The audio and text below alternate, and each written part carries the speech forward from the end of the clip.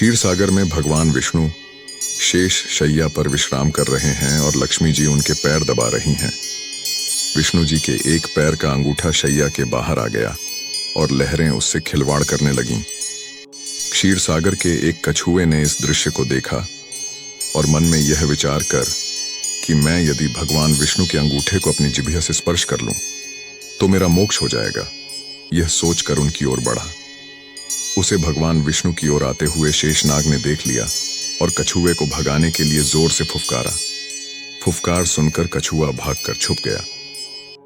कुछ समय पश्चात जब शेष जी का ध्यान हट गया तो उसने पुनः प्रयास किया। इस बार लक्ष्मी देवी की दृष्टि उस पर पड़ गई और उन्होंने उसे भगा दिया। इस प्रकार उस कछुए ने अनेकों प्रयास किए, पर शेष नाग और लक्ष्मी माता के कारण उसे सफलता नहीं मिली। यहां तक कि सृष्टि की रचना हो गई और सतयुग बीत जाने के बाद त्रेता युग आ गया। इस मध्य उस कछुए ने अनेक बार अनेक योनियों में जन्म लिया और प्रत्येक जन्म में भगवान की प्राप्ति का प्रयत्न करता रहा। अपने तपोबल से उसने दिव्य दृष्टि को प्राप्त कर लिया था। कछुए को पता था कि त्रेता युग में वही क्षीर सागर में शयन करने वाले विष्णु राम का और वही शेषनाग लक्ष्मण का व वही लक्ष्मी देवी सीता के रूप में अवतरित होंगे तथा वनवास के समय उन्हें गंगा पार उतरने की आवश्यकता पड़ेगी। इसीलिए वह भी केवट बनकर वहां आ गया था। एक युग से भी अधिक काल तक तपस्या करने के कारण उसने प्रभु के सारे मर्म जान लिए थे। इसीलिए उसने राम जी से कहा था कि मैं आपका मर्म जानता हूं। संत श्री तुलसीदास जी भी इस तथ्य को जानते थे, इसलिए अपनी चौपाई में केवट के मुख से कहलवाया है कि कहे ही तुम्हार मर्मू में जाना। केवल इतना ही नहीं, इस बार केवट इस अवसर को किसी भी प्रकार हाथ से जाने नहीं देना चाहता था। उसे याद था कि शेषनाग क्रोध करके फुफकारते थे और मैं डर जाता था। अब की बार वे लक्ष्मण के रूप में मुझ पर अपना बाण भी चला सकते हैं, पर इस बार उसने अपने भय को त्याग दिया था। लक्ष्मण के तीर से मर जाना उसे स्वीकार था, पर इस अवसर को खो देना नहीं। इसीलिए विद्वान संत श्री तुलसीदास जी ने लिखा है, हे नाथ, मैं चरण कमल धोकर आप लोगों को नाव पर चढ़ा लूंगा। मैं आपसे उतराई भी नहीं चाहता। हे राम, मुझे आपकी दुहाई और दशरथ जी की सौगंध है, मैं आपसे बिल्कुल सच कह रहा हूं।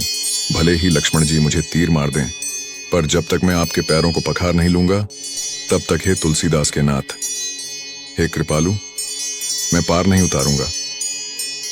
तुलसीदास जी आगे और लिखते हैं, केवट के प्रेम से लपेटे हुए अटपटे वचन को सुनकर करुणा के धाम श्री रामचंद्र जी जानकी और लक्ष्मण की ओर देखकर हंसे, जैसे वे उनसे पूछ रहे हैं, कहो अब क्या करूं।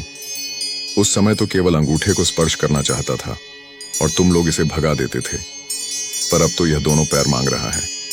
केवट बहुत चतुर था। उसने अपने साथ ही साथ अपने परिवार और पितरों को भी मोक्ष प्रदान करवा दिया। तुलसीदास जी लिखते हैं, चरणों को धोकर पूरे परिवार सहित उस चरणामृत का पान करके उसी जल से पितरों का तर्पण करके अपने पितरों को भवसागर से पार कर फिर आनंद पूर्वक प्रभु श्री रामचंद्र को गंगा के पार ले गया। उस समय का प्रसंग है जब केवट भगवान के चरण धो रहे हैं। बड़ा प्यारा दृश्य है। भगवान का एक पैर धोकर उसे निकलकर कठौती से बाहर रख देते हैं और जब दूसरा धोने लगते हैं तो पहला वाला पैर गीला होने से जमीन पर रखने से धूल भरा हो जाता है। केवट दूसरा पैर बाहर रखते हैं, फिर पहले वाले को धोते हैं। एक एक पैर को 7-7 बार धोते हैं। फिर ये सब देखकर कहते हैं, प्रभु एक पैर कठौती में रखिए, दूसरा मेरे हाथ पर रखिए ताकि मैला ना हो।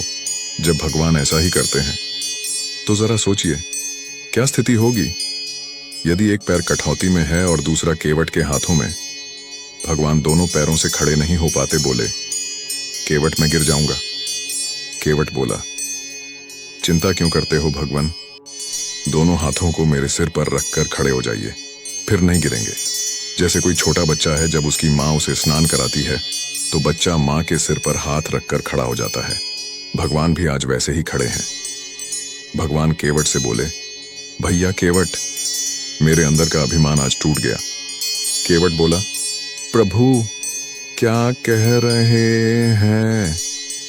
भगवान बोले, सच कह रहा हूं केवट, अभी तक मेरे अंदर अभिमान था कि मैं भक्तों को गिरने से बचाता हूँ, पर आज पता चला कि भक्त भी भगवान को गिरने से बचाता है। जय राम जी की।